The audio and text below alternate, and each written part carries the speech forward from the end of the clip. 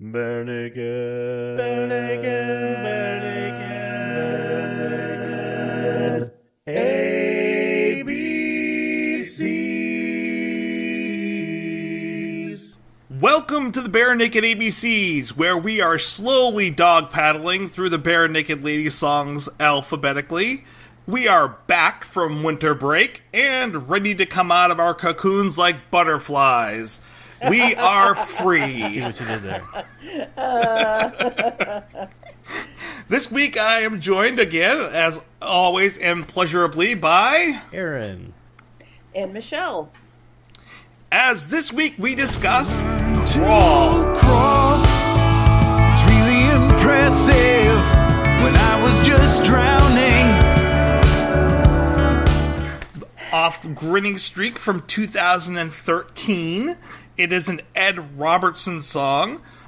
Grinning Streak seems to have a lot of songs about ways to get around. They got Crawl, they've got Gonna Walk. Like, it seems like Ed's got a pattern going with this album here. Grinning Streak was a pretty popular album. It debuted at number 10 on the Billboard 200 chart and sold 26,000 copies in the first week, which is pretty good. It was their highest position since Everything to Everyone, so it's kind of like rebounding there for them. It debuted at number 12 on Canada's top album chart and 101 on the UK chart. What's wrong with you, UK? Like, where did you go? According to Setlist FM, getting back to this specific song, Crawl, this song has never been played in concert, not even during the Grinning Streak tour. Wow. I know, like, that is really an odd choice. My one question to you, Aaron, Songmeister, shouldn't your last song on the album, which Crawl is, shouldn't that be your strongest or one of your strongest songs? Well, Tracy, it explains a lot, I think, that this is the last song on the album. I didn't know that going in, but that answers one of my many questions about this track. I don't dislike this song. I like this song. It's pretty good, and I'm a little surprised that it was never played live, but I guess with the ending, I don't want to jump the gun here. I'll get into why I think that they ended just the way they did. So this song is, like you said, it's an interesting song. It's a different song.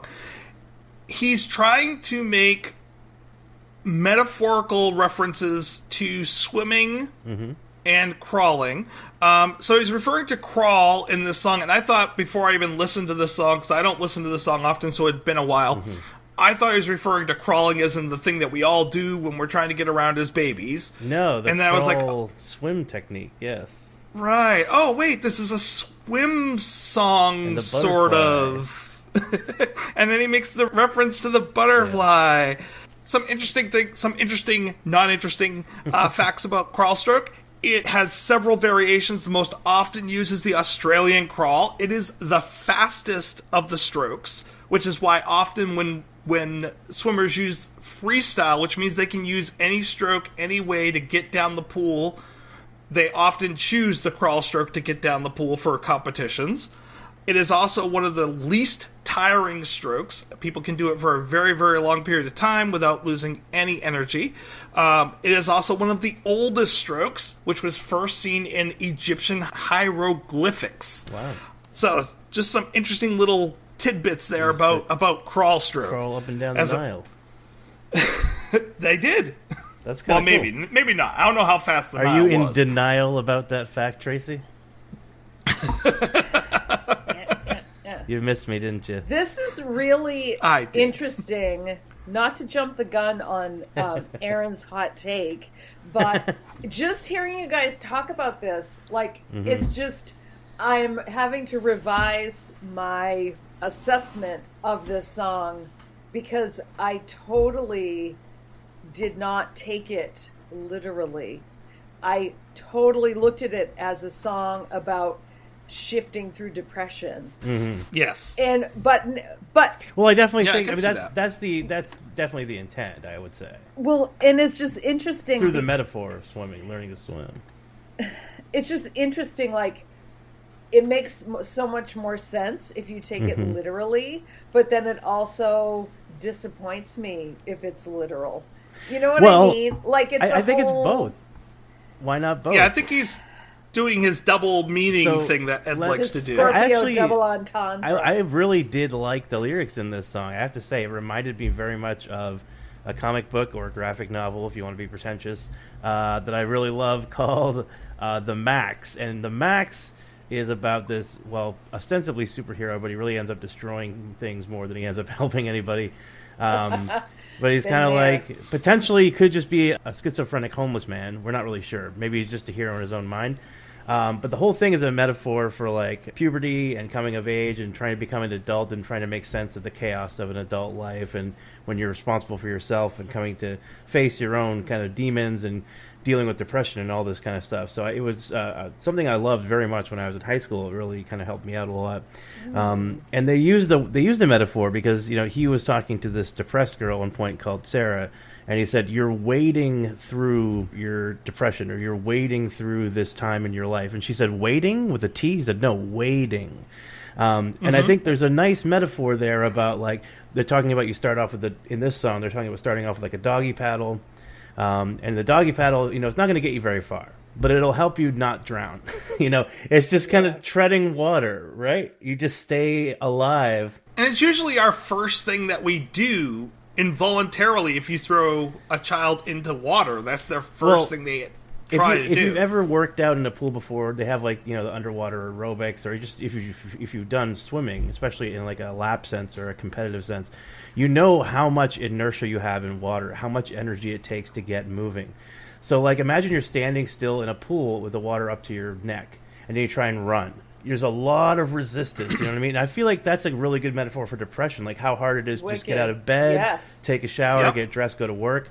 Like, you're fighting through all this resistance and inertia just to get going. So I really do feel like there's some good lyrics here. We're talking about, we're starting off learning to dog paddle, then you kind of can get to crawl, you start moving, you learn to deal with these things, you learn to deal with the emotional weight of day-to-day life as an adult, and you learn to move on, or maybe getting past a trauma or something. So there's nothing specific here that I can say this applies to, you know, without, I don't want to psychoanalyze not that we don't do that. But I was going to say, that's kind of what we do. I totally do that. You know, I actually really liked the lyrics, and I thought this was a pretty nice turn of phrase here. I guess what struck me when you guys were talking about the literal swimming, like, that didn't even occur to me. It did not even occur to me that it was a literal swimming song. I love swimming, so that might have been what I was just tuned into it. I love being in the water. Well, I think the thing that got me was towards the end of the song where I'll crawl. It's really impressive when I was just drowning. Like, to me, it seems like such an emotional, like, I was just drowning, but I'm crawling. I'm doing it. I'm here. I'm still breathing. I'm doing it. Like, well, in crawling, like I said, it's not the most difficult stroke, but it is the fastest. It's the most efficient stroke. So in some ways, it's a proof that you're doing really, really well using that analogy. Get up and get moving. Versus butterfly, which is literally the hardest stroke that is out there. And he's like, you know, might as well be a butterfly. I'm almost there. I'm kind of getting there. Like, I might as well be there because at least I'm moving. It's just as good. And that's a perfect tangential analogy because with the butterfly, you're reborn. So again, if we're getting over trauma or something, I think there's really good Ed's lyrics. Spinning a yarn around us. Yeah, no, I like it. Like he does. My favorite line with that analogy of depression is, it's harder than it looks to move through water, because so many people. Like, and you see memes about it all over the place today, but it is, people always are telling people, like, oh, well, just get over your depression, we'll just get past it, we'll just do this, it's not that easy. It's easier to say that you could do those things than when you're in a depression. Well, just get out of bed. No, there is no just getting out of bed. It is a struggle to even want to get out of bed when you're in a clinical depression. Like, it's not an easy thing, but people always simplify it. And I think that's a great first line to start this metaphor off with and go with. Because swimming also, like, it is hard to move through water. It looks easy, but it isn't. Agreed. And I do like a lot of the analogies. He likes to throw those little lines in there throughout the song to keep us in the metaphor. This is one of those songs where he does keep us in the metaphor almost throughout the whole thing. The only part that, like, really got me that I didn't quite get, and maybe I just need to listen through it one more time and it will click, is, I could hold my breath and just stay under, but now there's rings of fire on the lake. So I'm kind of like I'm not quite sure what that part of the metaphor was. Is this about the Olympics and Michael Phelps? It could be. Like, I wonder if he was inspired by Michael Phelps. Maybe he was just thinking about how grave an analogy that was, So, I mean, that's totally possible. So I could hold my breath and just stay under. Rings of Fire in the Lake, looking back, I have to wonder just how much did I think I could take. So, maybe it's like, I don't think hold my breath and just stay under is like, swimming underwater. I think it's more like that scene in, what is it, the Royal Tenenbaums or certainly the Graduate. There's a couple of movies where there's people just kind of like go. I don't know if it was Royal Tenenbaums or if it was Rushmore, but Bill Murray's character in one of those Wes Anderson films just like went to the bottom of the pool and just exhaled and just sat there for a little while. Oh, yes. So I think that's the kind of image you're talking about, which would be like giving up. That would be like giving into your depression. I was gonna just wonder if that's like giving into the depression, not so much giving up on life, but giving in on the depression. Like it's easier than trying to sit there and struggle and stay afloat. Like it's like just maybe I should just let myself be under here. The Rings of Fire on the Lake might be like a sense of urgency. Like I know it's comfortable. That I think that's the thing, and not to get too deep, but that's the thing about depression that a lot of people, especially people who maybe never struggled with it, don't understand. Is it's not a pleasant thing, but there is a comfort in shutting yourself out from everyone, just staying in bed, and like just giving in to the depression. It's not nice. It's not pleasant. I don't even know if comforting is the right word, but there is a certain amount of inertia is the best thing that I can it's so much easier to not fight. It's so hard to fight it sometimes, I think. Yeah. That it's just like, just go, whatever. Lay there. Just turn the TV on, get the bag of Doritos, and stuff your face. No, legit though, yeah. So I mean, I do think this song, the lyrics are actually, and in fact, I'm really glad that we had this discussion because I've actually just slightly raised my rating for the song. Right.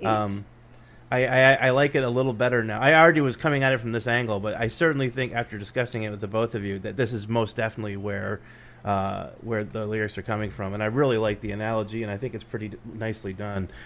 So it's still not. I mean, I guess I'm jumping the gun here. It's not one of my favorite songs they've done, but it's pretty darn good, and I like it. Let's talk a little bit about the music. Okay. Why don't we hand it over to you, Aaron, to talk about the music in general, and then also discuss how the music blends in with those lyrics.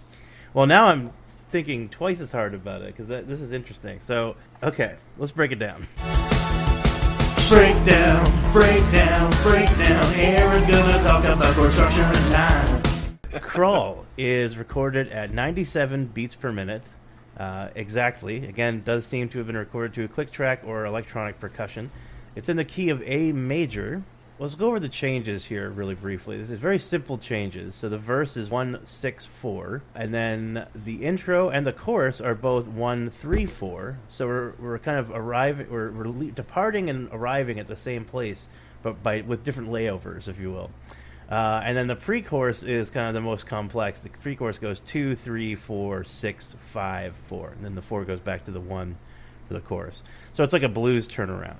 There's nothing here that's like earth-shattering as far as being innovative, but I think it's well done, and I think it's interesting that the resolution back to tonic is always coming from the 4 in this song, not the 5, which you might expect at least half the time.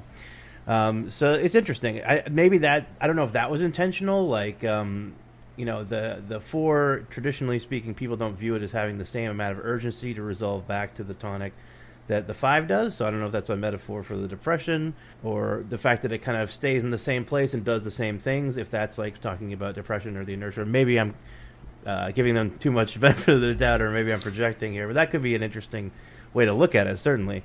So the changes, we have the intro, which I'm going to call C changes because that's the chorus. The first verse is A, pre-chorus is B, chorus is C, verse 2 is A, pre-chorus is B, chorus is C. Then there's the pre-chorus changes again, and I'm going to call this like a quasi-bridge, because it's not really a bridge. There's no actual bridge in this song, but it's like it goes instead from the chorus, instead of into the verse, it goes back into the pre-chorus changes, and there's a little bit of instrumentation changes. And then we have the chorus changes with a sliding synth solo on top. And then we just repeat the chorus changes until the main instrumentation fades out and is completely replaced by very, very loud synth pads. the whole song, I feel, has a slightly kind of mid to late U2 feel to it almost, but with much less reverb.